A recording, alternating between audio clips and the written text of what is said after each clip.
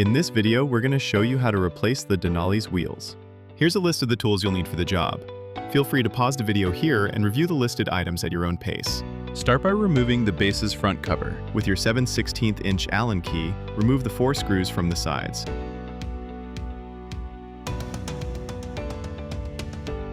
Then, using your Phillips screwdriver, remove the 6 screws from the top of the front base cover.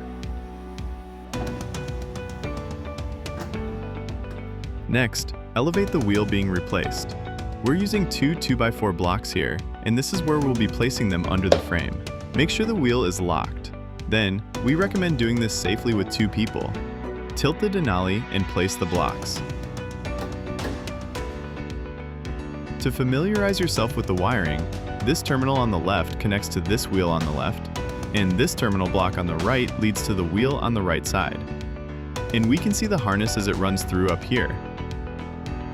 Both right and left sides are actually bound up here. The first thing we need to do is snip this zip tie up here. Then you'd pull the wheels terminal block free for the needed wheels. Feed that back out. There will be an additional zip tie here to snip. If you're working on the left side, this step is important as you'll need to remove the limit switch bracket. With a Phillips head screwdriver, remove these 2 screws. Once free, move the entire mount and set it up out of the way during the left side wheel replacement. The right side doesn't have anything interfering.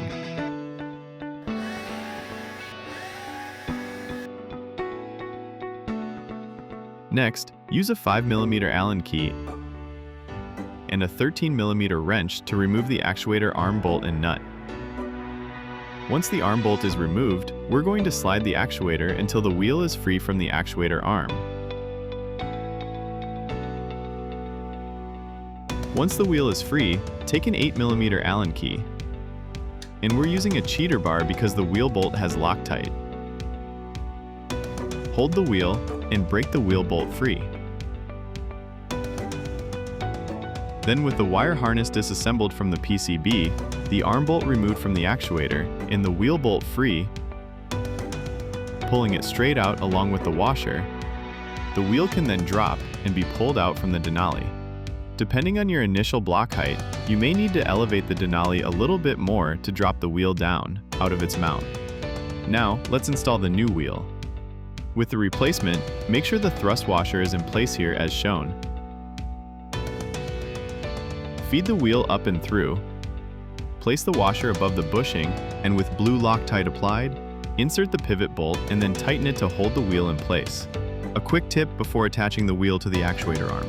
Rotate the wheel to see if there's enough slack in here. See, this has a little curve? It has just enough slack so that when the wheel pivots from forward-reverse position to side, the cable relief here has just enough slack to accommodate that motion. Then slide our actuator arm back onto the wheel lever here. Reinstall the actuator arm bolt and nut. Don't tighten it too far. When you're done, you should still be able to rotate it by hand without too much force, just tight enough to hold everything in place.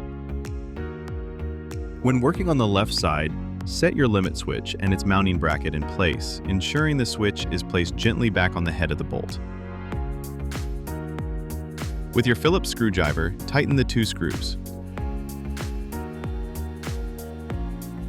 The important part here is to make sure this trigger from the limit switch is making good contact with the head of our bolt. If it isn't, you can bend this plate to make sure you have good contact. Now, feed the wheel cable back up to the center to your PCB. The leads from the wheel will go up behind the actuator here. These are going to come back. They'll be zip tied to the bracket here. The leads will then trace behind the PCB and come up right here on the other side of the PCB mounting plate. You'll see a piece of black electrical tape protecting this harness from getting frayed. This will come up, wrapping back around, where it'll then be returned to the left wheel terminal block. At that point, use zip ties to attach our left and right wheel cable harnesses together, and make sure all the wires are secured. Lastly, reverse the first step, putting the base's front cover back on with its 10 screws.